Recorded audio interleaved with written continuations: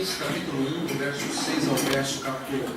Dando continuidade, meus irmãos, à série iniciada 2 semanas atrás sobre o profeta Malaquias, sobre um tema maior, o povo da aliança no banco dos réus.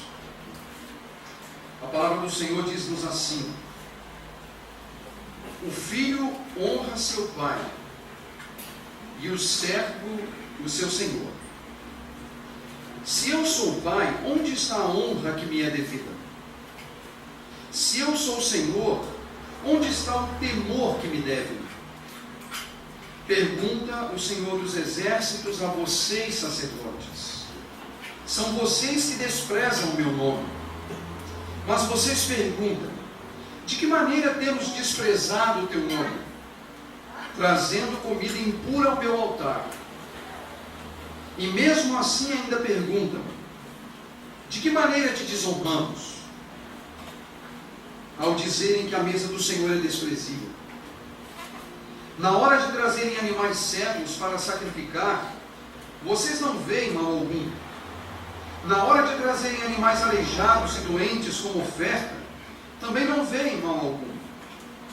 Tentem oferecê-los de presente ao governador. Será que ele se agradará de vocês? Será que os atenderá? Pergunta o Senhor dos Exércitos.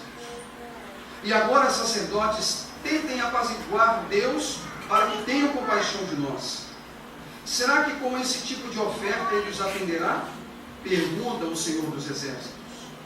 Ah, se um de vocês fechasse as portas do templo, assim ao menos não acenderiam o fogo do meu altar inutilmente. Não tenho prazer em vocês, diz o Senhor dos Exércitos, e não aceitarei as suas ofertas. Pois do Oriente ao Ocidente, grande é o meu nome entre as nações. Em toda parte, incenso é queimado e ofertas puras são trazidas ao meu nome, porque grande é o meu nome entre as nações, diz o Senhor dos Exércitos. Mas vocês o profanaram ao dizerem que a mesa do Senhor é imunda e que a sua comida é desprezível. E ainda dizem: que canseira! E riem dela com desprezo, diz o Senhor dos Exércitos. Quando vocês trazem animais roubados, aleijados e doentes, e os oferecem em sacrifício, deveria eu aceitá-los de suas mãos? Pergunta o Senhor. Maldito seja o enganador, que, tendo no rebanho um macho sem defeito, promete oferecê-lo e depois sacrifica para mim um animal defeituoso, diz o Senhor dos Exércitos. Pois eu sou um grande rei, e o meu nome é temível entre as nações. Meus irmãos, meus amigos, é perceptível o fato de que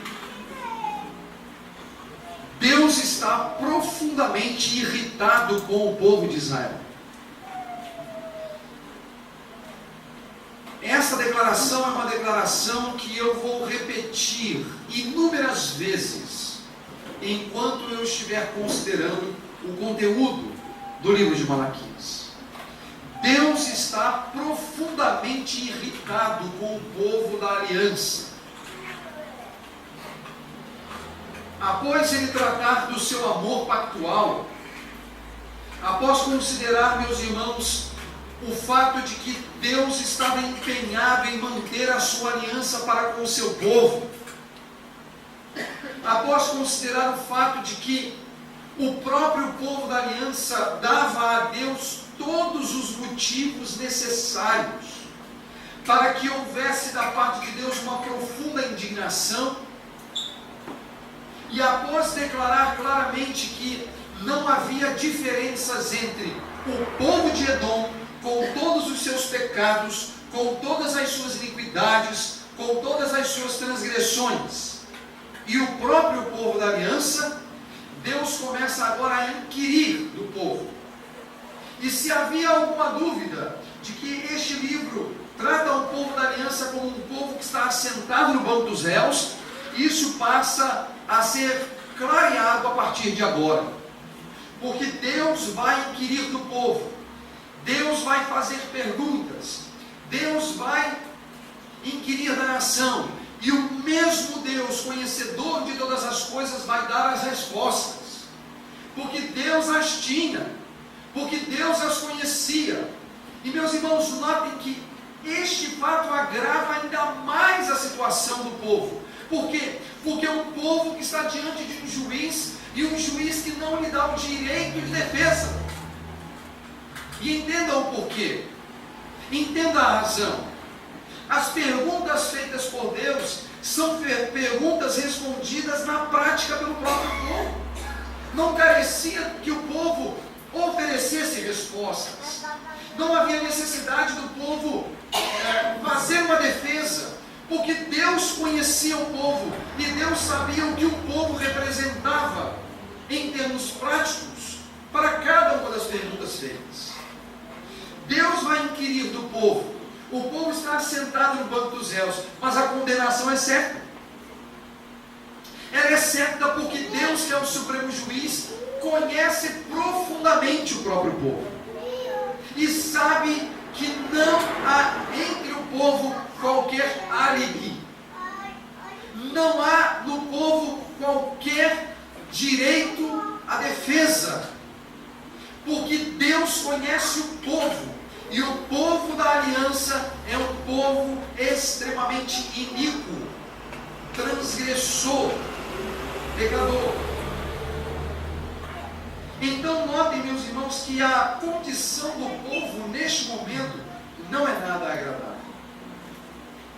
Não é agradável porque aquele que acusa é também aquele que julga. Aquele que acusa é também aquele que julga. Por isso, a condição do povo não é nada agradável. Compreender isso, meus irmãos, fará sentido para algumas expressões, como por exemplo, horrenda coisa é cair nas mãos do Deus vivo.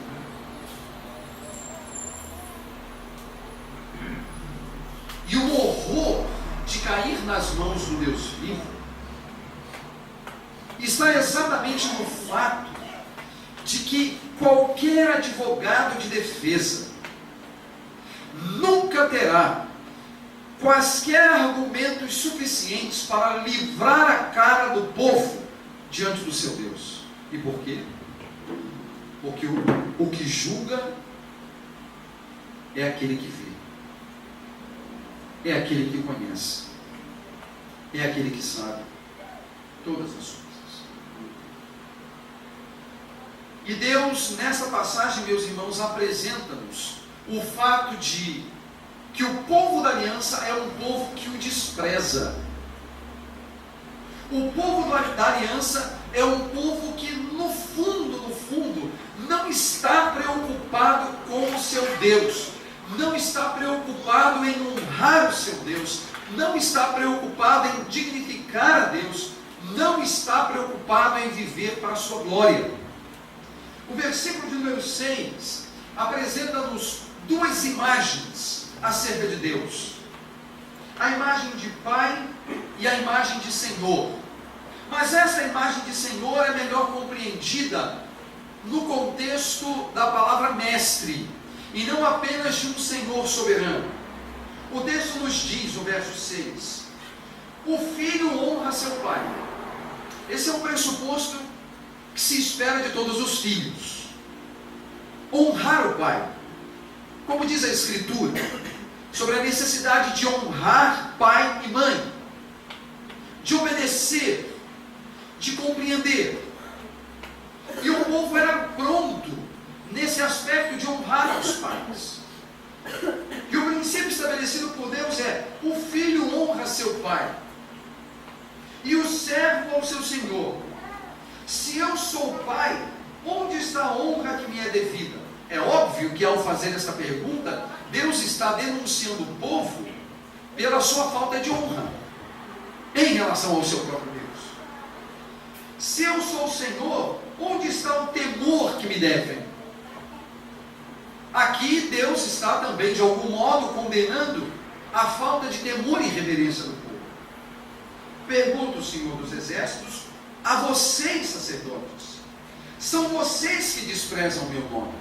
E agora notem que o enfoque cai especificamente sobre os sacerdotes, mas não livra o povo, como eu pretendo fique claro para todos nós.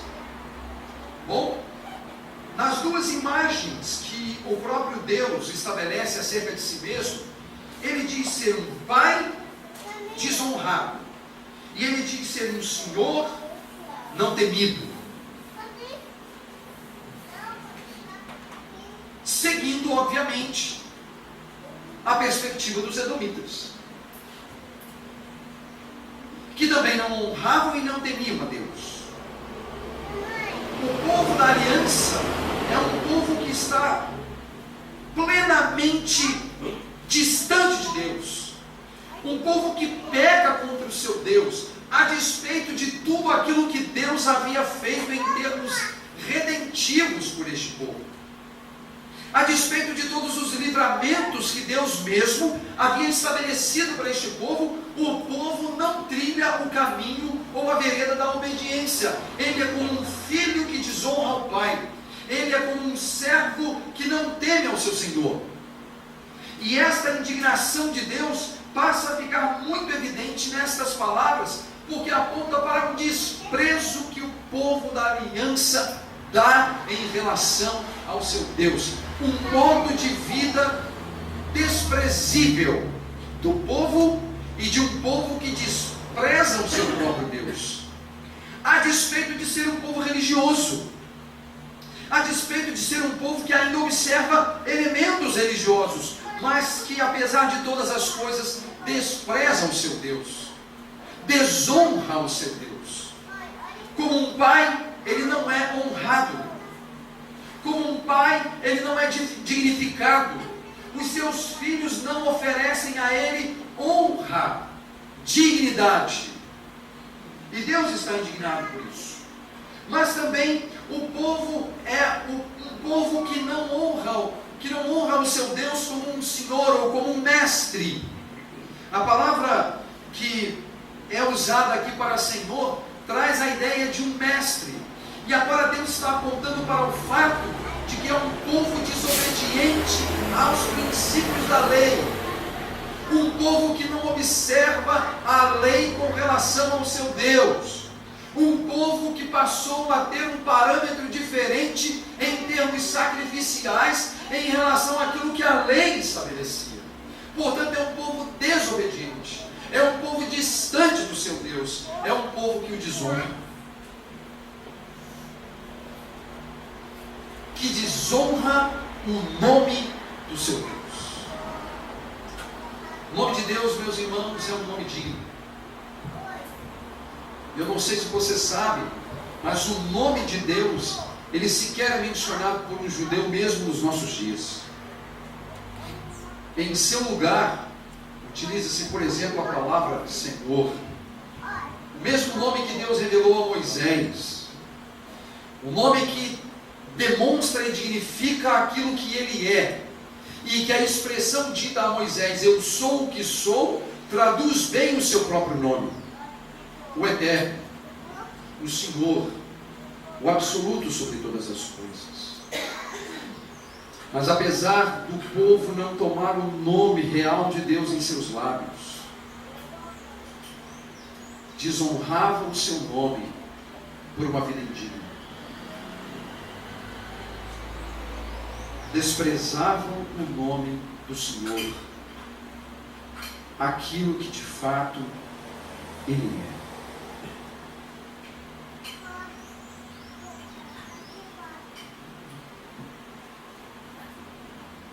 E o desprezo vindo da liderança.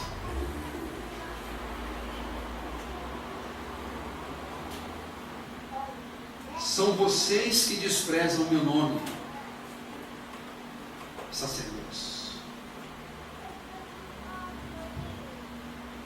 O que Deus está dizendo aqui, meus irmãos, é que não havia justificativas para o povo, não havia álibis para o povo, mas Deus começa a demonstrar de onde procede o desprezo para com Deus, a desobediência para com Deus, a idolatria, a corrupção, a violência, o pecado de um modo geral. De uma liderança que também desprezava a Deus. São vocês que desprezam o meu nome, sacerdotes. Meus irmãos, profetas não era uma instituição religiosa de Israel. Quando você pega a lei, em nenhum momento é dito para se estabelecer profetas. Porque profetas, ou o profeta, era alguém que Deus levantava no meio da congregação de Israel para falar ao povo. E ele sequer precisava participar ou ser membro de uma família vinculado aos elementos religiosos da nação. Era simplesmente alguém que Deus utilizava ou se servia para falar. O profeta, portanto, não era um elemento que participava dos aspectos institucionais da religião de Israel, mas o sacerdote era. O sacerdote era alguém estabelecido pela lei. O sacerdócio era um elemento passado de geração para geração, de pai para filho, para que houvesse sempre uma linhagem capaz de realizar os sacrifícios e atender às demandas divinas do culto. De modo que havia o povo e havia o sacerdote. E para corrigir a nossa mentalidade acerca de algumas coisas, também estava sobre o sacerdote a competência de ensinar e de mostrar as veredas pelas quais o povo deveria trilhar. O sacerdote não era apenas o indivíduo que sacrificava, ele era um indivíduo que estava ligado ao sacrifício, é verdade, ele era um indivíduo que estava ligado à oração, é verdade, mas ele também estava ligado ao ensino da lei.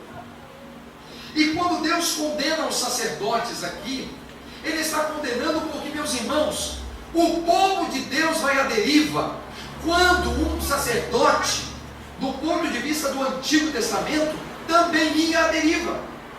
Se o sacerdote do Antigo Testamento ele perdia o compasso da lei, todo o povo perdia o compasso da lei. Ou seja, ele tinha a responsabilidade de ensinar e de manter o povo na trilha da lei. Mas se ele mesmo ou rompia, ou na verdade se corrompia com relação à própria lei, era óbvio que o povo iria também se corromper e iria à deriva por causa de um líder à deriva. E meus irmãos, existe um elemento para nós de aplicabilidade aqui. Nós não temos sacerdotes hoje, nem do ponto de vista do Antigo Testamento, e nem na perspectiva arranjada de um Novo Testamento.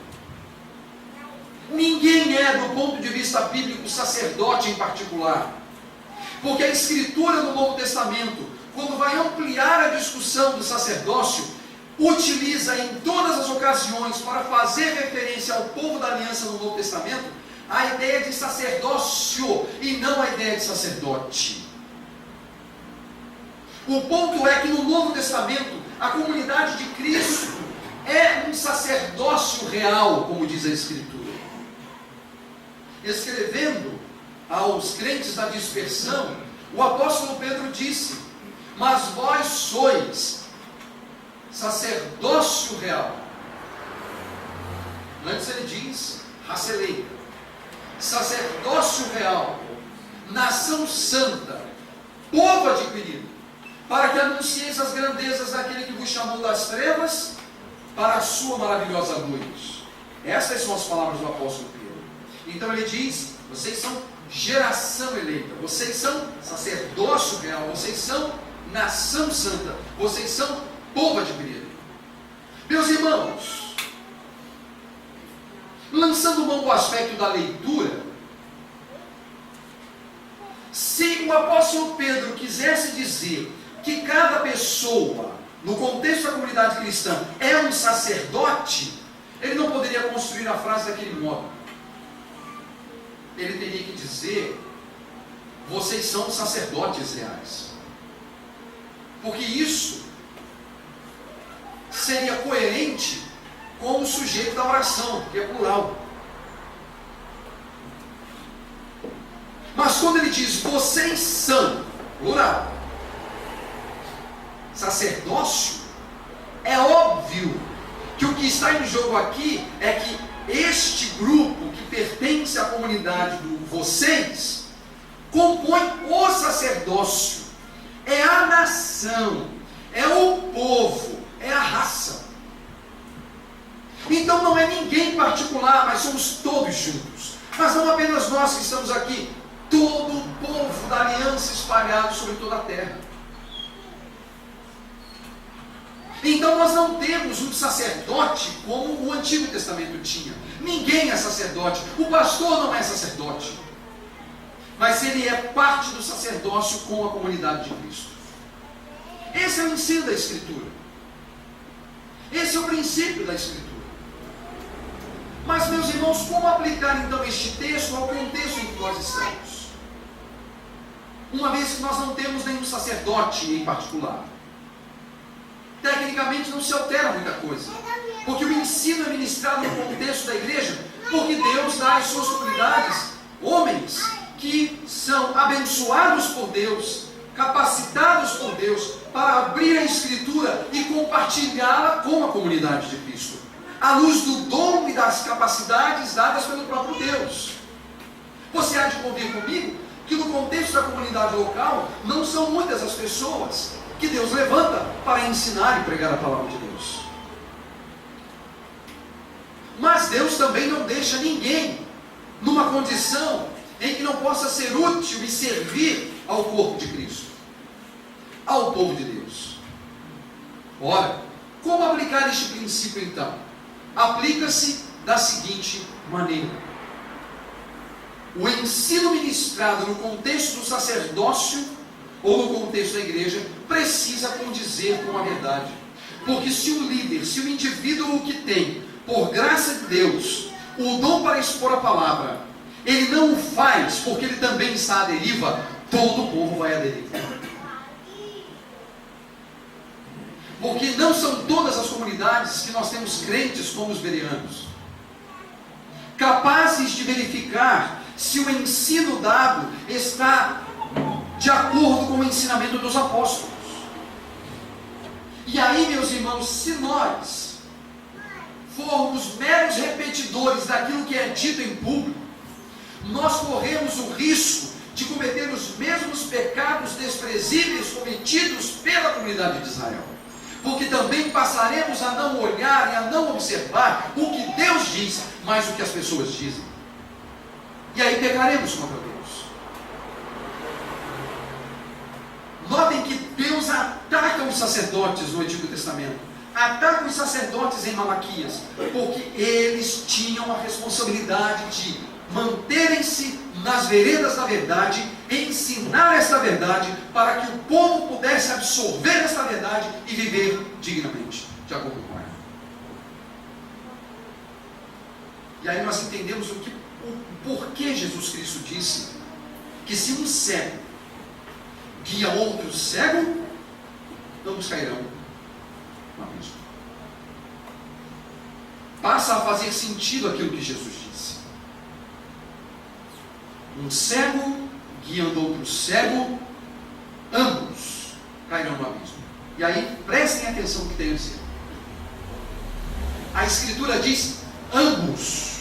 E isso precisa ficar claro, porque há um malfadado conceito no meio evangélico de que se eu pertenço a uma comunidade onde o líder não ensina alguma coisa, ele será responsável pelo ensino dele e eu necessariamente não vou sofrer as consequências do ensino dele, porque na verdade eu sou responsável pela minha própria vida. Mas deixa eu te dizer uma coisa: se você é alguém que se coloca sob um ensino que é contrário à verdade de Deus, não pense que apenas o líder poderá ser conduzido ao abismo, você também o será.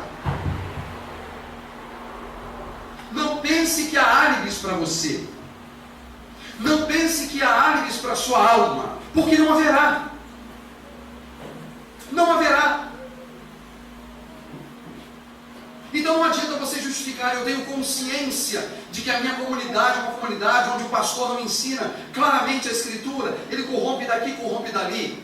Mas eu estou ali, servindo ao Senhor, e com fidelidade. Mas fidelidade sob que padrões? Porque um crente veriano, desculpe minha sinceridade, não permaneceria num lugar escuro, num lugar onde Deus não é glorificado. Não ficaria. E isso se aplica, meus irmãos, a você que é membro dessa igreja. Isso aqui não é uma mensagem para os de fora. Isso é uma mensagem para os de dentro. Vocês precisam estar atrelados ao ministério da palavra dessa igreja enquanto forem capazes de perceber fidelidade. Porque o dia que lhes faltar, a primeira coisa que vocês devem fazer, não podendo mudar o status da igreja, é abandonar este ambiente e procurar um lugar onde possam servir ao Senhor com fidelidade. Porque não há fidelidade onde existe corrupção no ensino da palavra.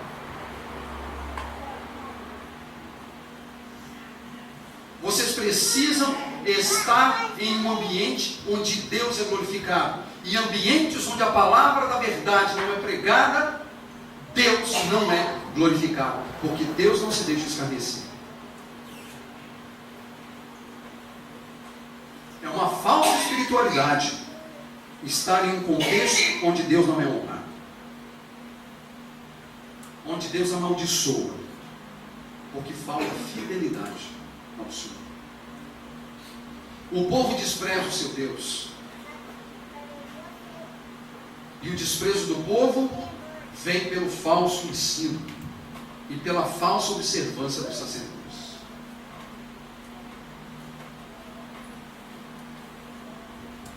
Deus é desprezado. Mas como se processa esse desprezo? O desprezo, meus irmãos, se processa pelo culto. Vamos pensar aqui. Vejam o que as Escrituras dizem. A partir do finalzinho do verso 6. Observe. Mas vocês perguntam: de que maneira temos desprezado o teu nome? Quer dizer, o Senhor nos acusa de desprezar. Não é bem o que nós acreditamos. Nós nos mantemos religiosos, estamos exercitando a piedade por meio dos sacrifícios. Mas, de que maneira temos desprezado o teu nome? O Senhor responde: trazendo comida impura ao meu altar. E mesmo assim ainda perguntam: de que maneira te desonramos? No caso como pai, ao dizerem que a mesa do Senhor é desprezível. Na hora de trazerem animais cegos para sacrificar, vocês não veem mal algum. Na hora de trazerem animais aleijados e doentes como oferta, também não veem mal algum. Tentem oferecê-los de presente ao governador. Será que ele se agradará de vocês? Será que os atenderá? Pergunta ao Senhor dos Exércitos.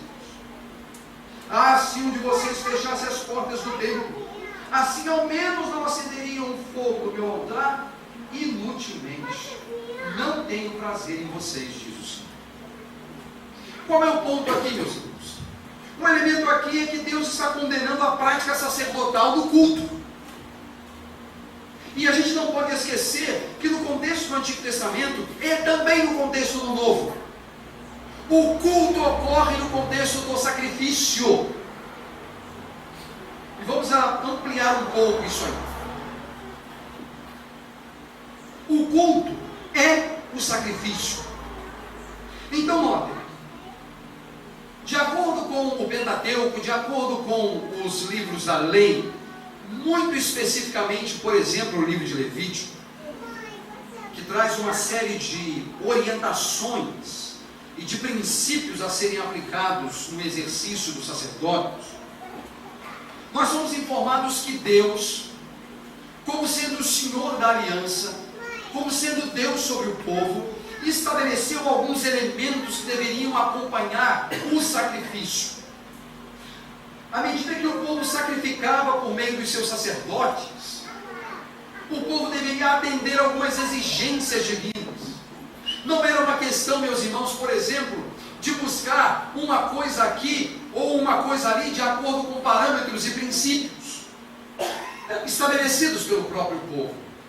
O povo deveria sacrificar por meio dos seus sacerdotes, utilizando a perspectiva estabelecida por Deus na lei.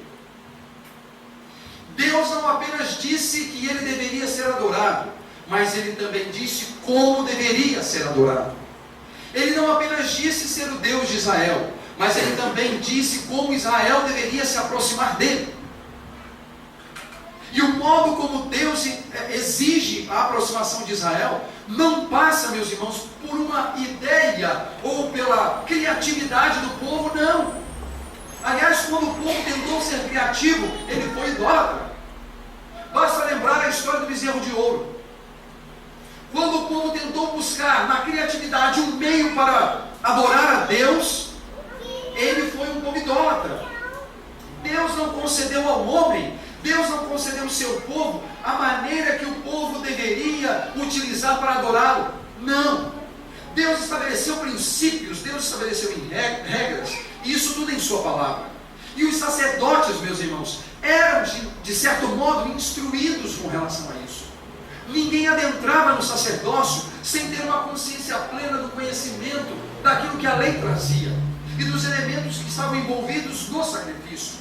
Por exemplo, o animal deveria ser um macho sem qualquer tipo de problema, sem qualquer tipo de defeito. Um macho oferecido com a idade de 1 ano ao Senhor. Era o que Deus exigia, era o que Deus estabelecia. Isso estava claro na lei, isso era abundante na lei. Deus havia deixado óbvio esse aspecto. E uma vez esse macho apresentado pelo povo ao sacerdote, ele deveria levar este macho ao altar, e lá no altar ele seria imolado. Ocorreria então a propiciação pelos pecados do povo, ou seja, a ira de Deus seria, vamos dizer assim, ajustada, ou seria amansada, ou seria diminuída, para que o povo não pudesse sofrer as consequências do seu próprio pecado. Por isso que diariamente o povo sacrificava. O povo buscava no sacrifício um modo de não ser consumido por Deus. Era uma maneira de satisfazer a Deus, era uma maneira de buscar ao Senhor e glorificá-lo, e não receber a punição pelos seus pecados, pelos seus próprios pecados. Então a lei era clara. Mas o que é que está acontecendo agora? O culto está corrompido. E o culto está corrompido, meus irmãos, porque o povo agora não está obedecendo à lei de Deus. Mas não apenas o povo, os sacerdotes também. Porque na medida que o povo levava animais que não se enquadravam naquilo que Deus exigia, e o sacerdote recebia e ainda assim sacrificava, isso significava, meus irmãos, o abuso do ensino, o abuso da verdade, o abuso da lei de Deus. E Deus está, portanto, irritado com toda essa sorte de coisas. E Deus chega a afirmar contundentemente: não tenho prazer em vocês, não me realizo em vocês. Em outro momento, capítulo 2, nós vamos detalhar isso. Deus chega a dizer que vai pegar as fezes e esfregar na cara dos sacerdotes. Tamanha a indignação de Deus. Vou pegar as fezes das vossas festas e vou esfregar na cara de vocês.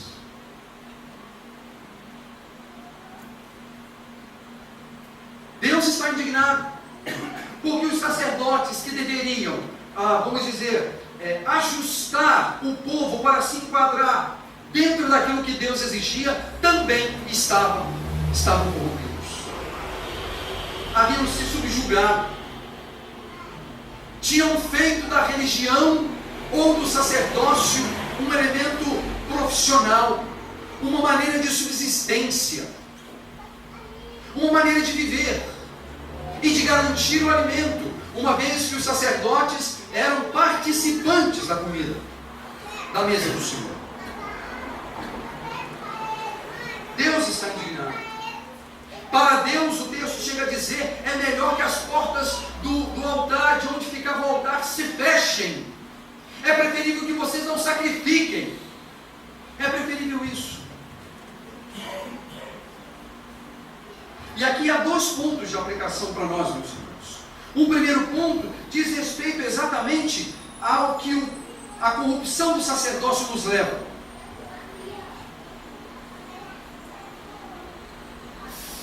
Aqueles que se põem numa condição de ensino e pregação no contexto da igreja precisam ser fiéis a Deus, precisam ser fiéis à palavra do Senhor na medida do conhecimento que Deus lhes dá, e obviamente com os devidos esforços humanos para o conhecimento, porque, meus irmãos, o conhecimento da Escritura não vem por osmose, vem por dedicação ao conhecimento da palavra de Deus. Os homens podem cometer equívocos aqui e ali, isso pode ocorrer, mas, meus irmãos, não vem por osmose, vem obviamente pelo trabalho do Espírito no coração de um homem que se dedica a conhecer a verdade. E se você duvida disso, leia os primeiros 4 versículos de Lucas capítulo 1, porque a Escritura diz que o Espírito que inspirou Lucas a escrever sobre Cristo é o Espírito que o guiou a examinar exaustivamente os fatos. E a palavra examinar exaustivamente os fatos, o contexto ali é o de um cirurgião que abre, ou de um médico legista que abre o cadáver e vai investigar a causa de morte de alguém. Investigar minuciosamente. Então essa história que as pessoas carregam, de que o Evangelho vem por osmose, de que eu posso preparar a pregação recebendo alguma coisa, isso é contra a verdade do Evangelho. Isso é contra o que Deus ensina, porque aquele que se dedica a ensinar e pregar deve examinar exaustivamente os fatos, como fez Lucas.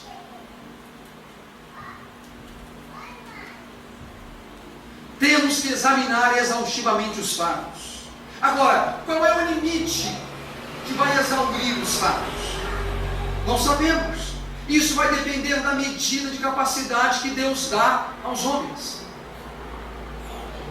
E as medidas de capacidade não são as mesmas para todas as pessoas. Mas Ele dá.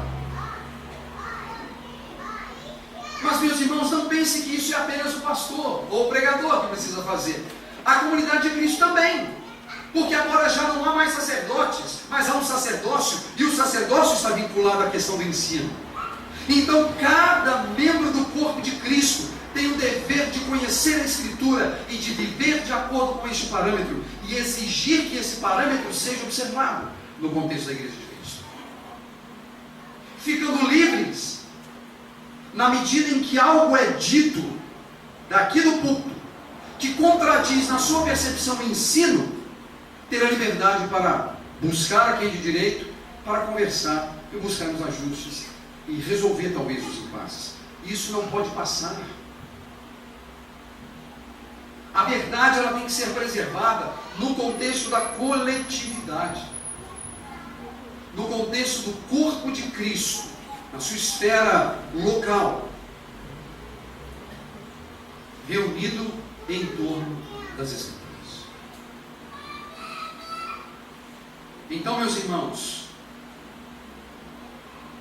que os pregadores e mestres do Evangelho, a quem Deus os convocou para tal tarefa, sejam fiéis ao seu Deus, sejam fiéis à palavra do Senhor.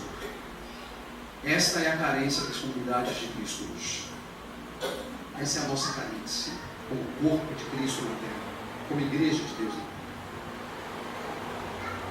Homens e mulheres capazes de abrir as Escrituras e examiná-las, verificando se o ensino condiz com o que o Evangelho estabelece. A responsabilidade é de todos nós.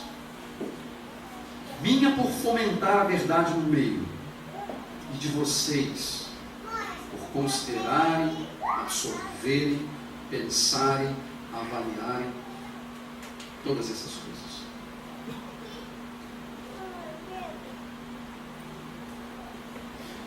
Não ache que você está cumprindo com todas as suas responsabilidades à medida que você frequenta esse espaço dominicalmente, porque isso não significa nada. Mas o seu temor a Deus e o seu amor a Ele, ambos pautados numa fidelidade às Escrituras, se faz extremamente necessário. Mas há uma segunda aplicabilidade que eu vou começar a colocar muito calmamente, para que não haja da nossa parte um equívoco na exposição.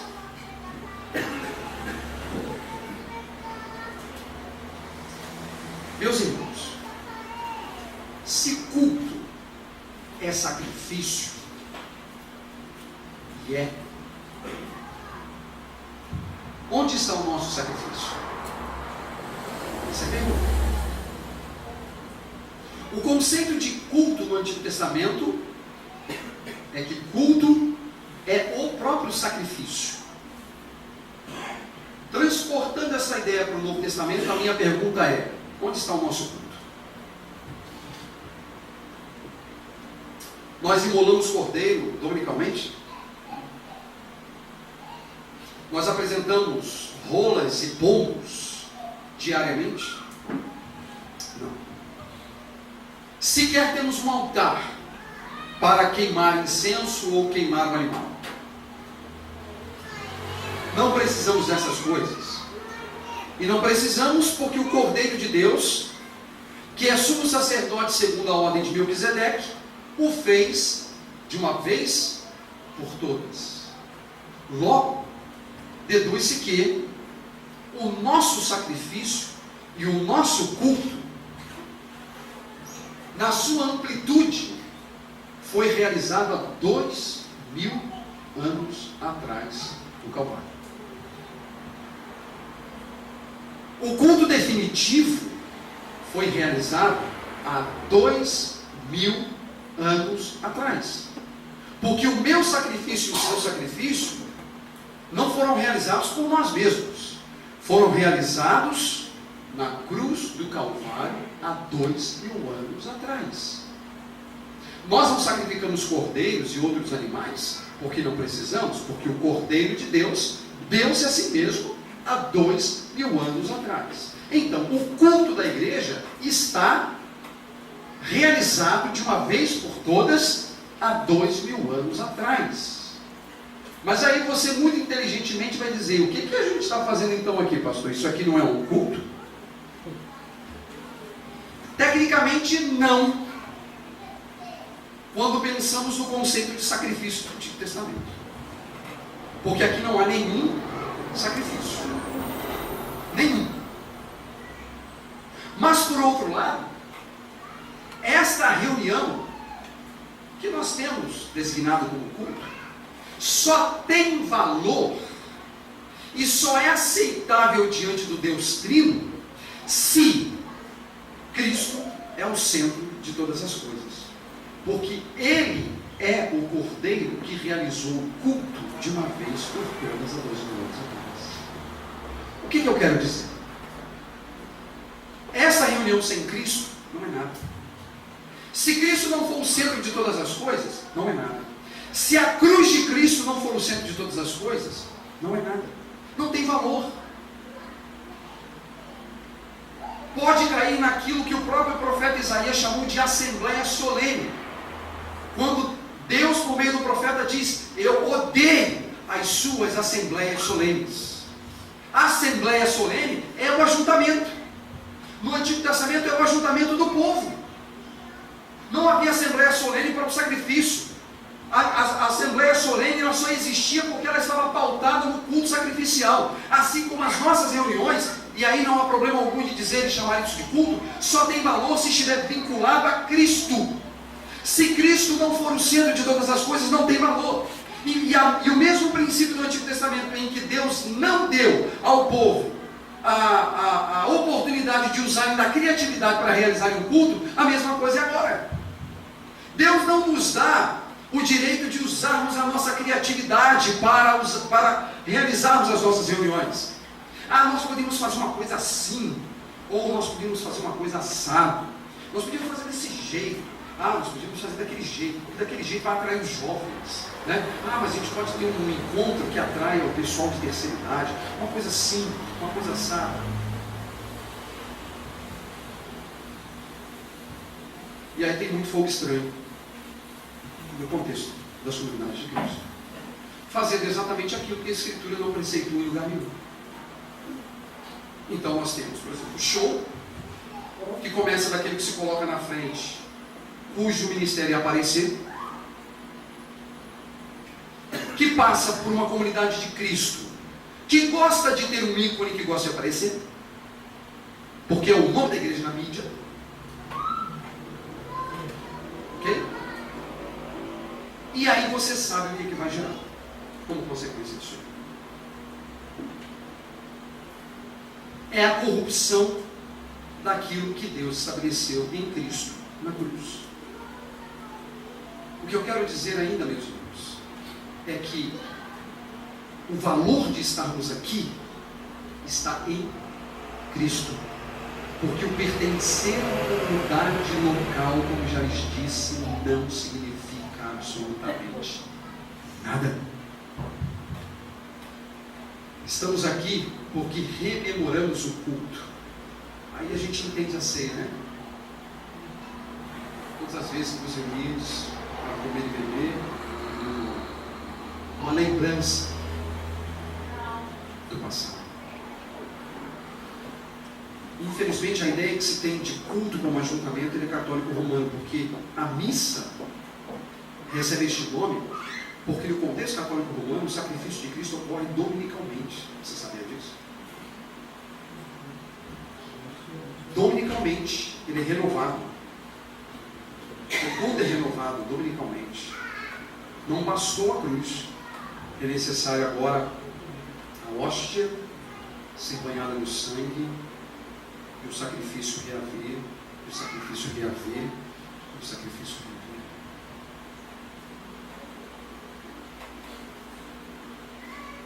reaver. Nós não somos assim. O nosso olhar é a cruz. O nosso olhar é Cristo. Ele é o centro de todas as coisas. Nada disso terá valor sem o Cristo da cruz,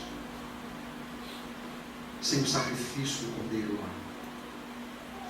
Se o sangue do Cordeiro no Antigo Testamento não fosse derramado, não aplacaria a ira de Deus.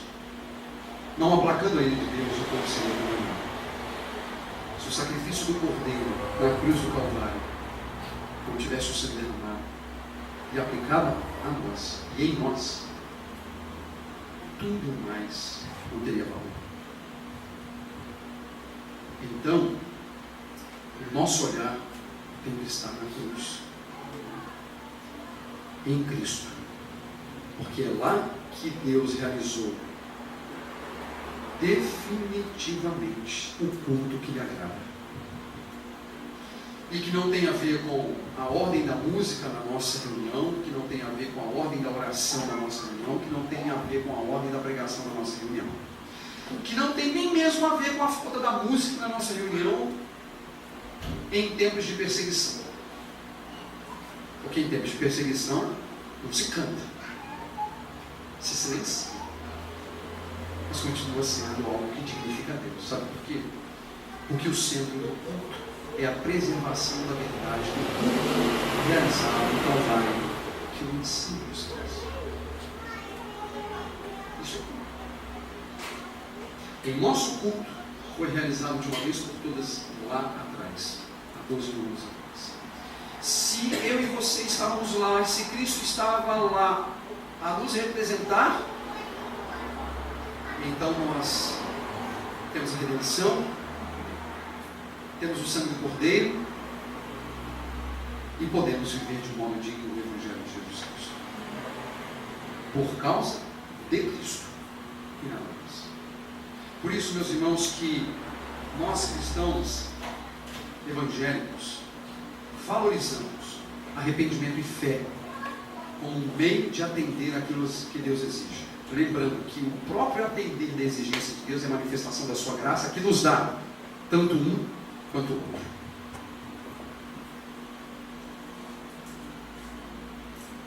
Cristo é o centro de todas as coisas. Cristo é o centro de todas as coisas. Para terminar, meus irmãos,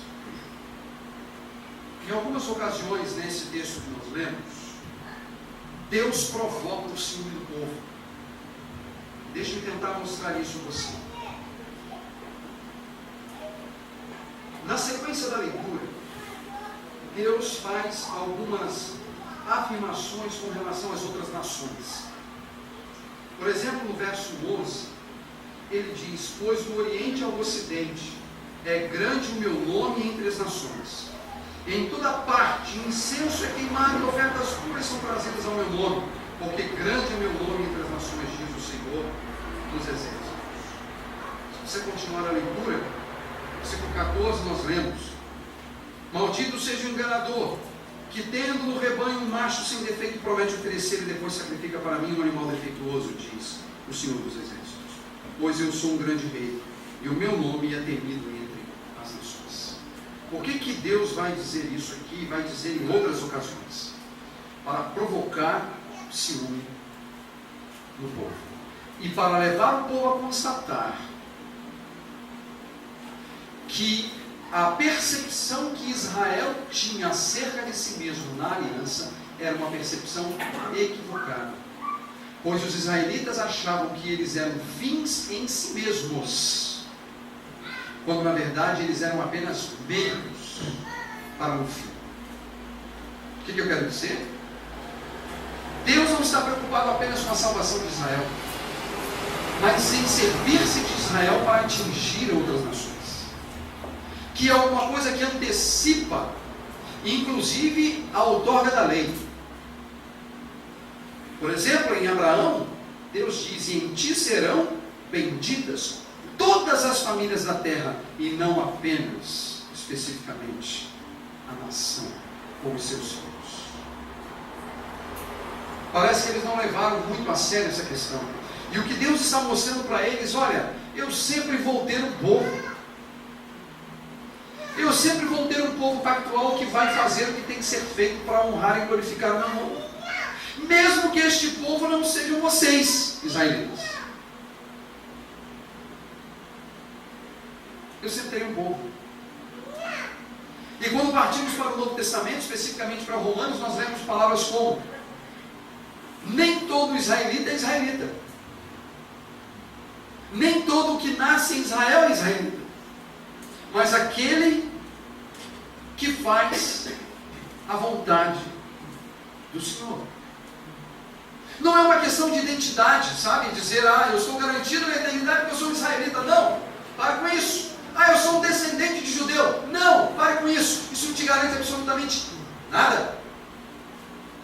O que te garante é Cristo. O que te garante é a cruz. Mas Deus sempre vai ter um povo. Deus sempre terá um remanescente. Deus sempre terá a santa semente. E meus irmãos, mesmo que Ele tenha que fazer isso fora do contexto institucionalizado, Ele o fará porque Ele terá o seu povo. Sabe por quê? Porque o culto está na cruz.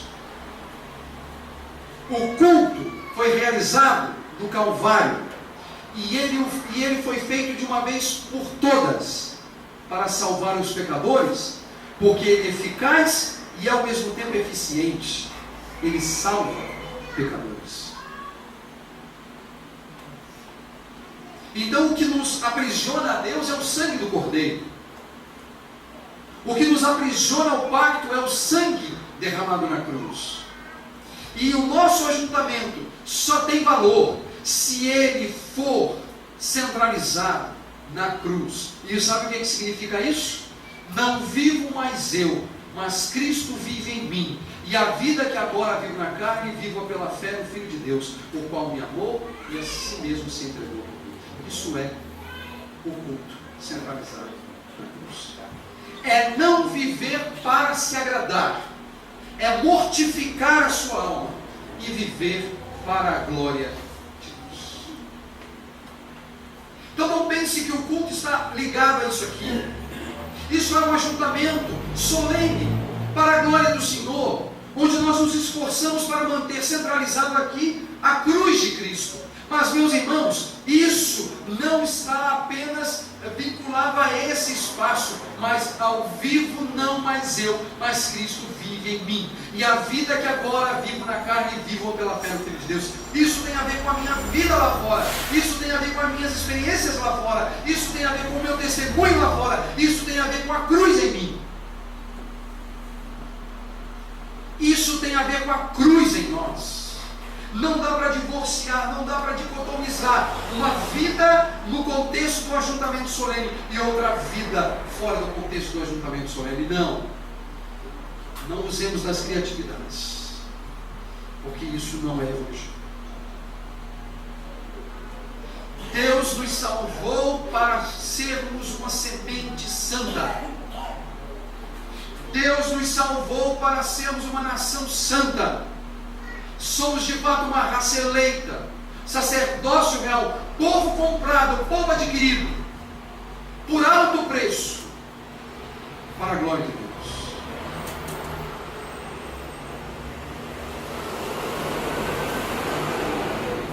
E Deus salvará pecadores, porque Ele sempre terá o seu povo, que não pode ser constatado pelos números do IBGE, que não pode ser constatado pelos números do Datafolha, porque não é uma questão de pesquisa, porque não é uma questão aparente, é uma questão do coração, onde Deus derrama o sangue do Cordeiro, purifica dos pecados, justifica, e usando a linguagem do próprio Novo Testamento, enxerta na videira para nos tornarmos produtivos para a glória do Senhor. Este é o nosso grande desafio, meus irmãos. Deus está profundamente irritado com este povo. Mas não se engane. Deus pode estar profundamente irritado com o povo da aliança em nossos dias. Que Deus nos ajude, irmãos. Que Deus tenha misericórdia de nós. Que Deus nos dê clara percepção de sua vontade à luz de um desejo intenso e repleto de amor por sua palavra, para buscarmos a verdade, para buscarmos o seu ensino e para vivermos para a glória do seu nome. Para que, se porventura Deus tiver que punir o povo da aliança, ao menos, soframos apenas as faíscas do fogo do Senhor condenatório, mas não estejamos entre aqueles que Deus vai simplesmente derrubar e destruir, mesmo estando no contexto das comunidades de Cristo. Irmãos, tudo o que fazemos como comunidade de Cristo na terra não ficará impune, porque o Deus a quem nós servimos é o Senhor dos exércitos, é o Senhor dos senhores, que tem pleno poder, que tem autoridade e faz todas as coisas conforme o conselho da sua santa vontade. Portanto, meus irmãos, que abramos os nossos olhos, emendemos os nossos caminhos e que Deus seja glorificado por meio de nós, através de vidas obedientes, prontas a servi-lo com amor, com dedicação e com coragem, para que honra, glória e louvor sejam dadas exclusivamente ao Rei dos Reis e Senhor dos Senhores. Amém.